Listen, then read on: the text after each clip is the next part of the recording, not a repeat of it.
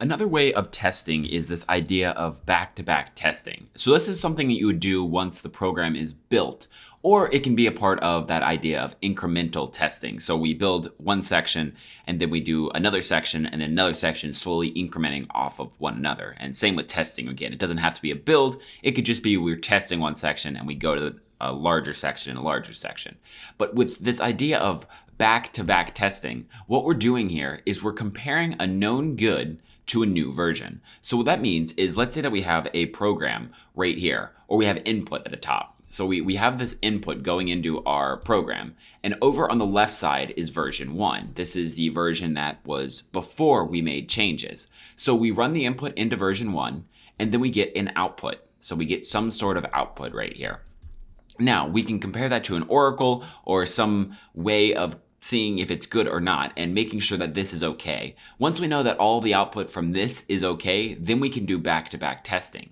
Because now what we do is we actually create a new version. So we go in, maybe we add new things, maybe we actually develop a new part of that software. Well, once we do that, we then have a version 2. And so what we do is we take this same input here, this same set of numbers or sequences or characters or actions, and we put that into version 2 and get the exact same output right here. So what we're going to see now is, let's say the left side, we're going to have an output something like 2, 3, 5, 7. And then the right side will have 2, 3, 5, 7. And so now what we do is we do this thing called a difference report, or we just look at the differences. So we see, does everything match up? And if everything matches up, then we know that the program still works. We know that this new thing didn't break old things. This is not for testing new functionality. So we're still going to have to test a whole other part of new functionality. So new function output.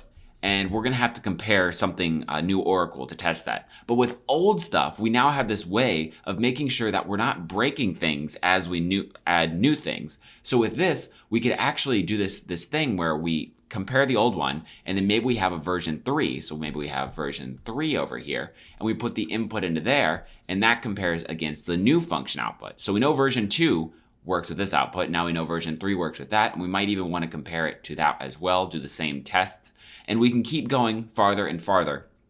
And it allows us to save a little bit of time because, again, we don't have to redo all these tests. We just have to run the exact same input and make sure that everything is still the same because we've already verified that this matches the oracle. So we've already verified that this is good, so that means this on this side should be good as well. And of course, if you get a difference here, so let's say, for example, instead of a 7 down here, we get something like, I don't know, an 8. With that situation, we're then going to basically have this situation where we can now see which test failed. So over here, we can now, let's change the color here, and maybe we write a little program to tell us this, but there's going to be like an X right here. And we know that this last test failed. So now we know there's been a change with whatever this test is. So for example, if this is, calculating a sum, or maybe this is how many parts, like how many things end up in an array, or some end result here, we know that between all of this, it's working fine, but this specific area is breaking, so now we can go into our code and fix it and try to get this back in line. But back-to-back testing is a great iterative testing that allows you to save some time and to quickly compare to make sure that you're not breaking old things with your new things.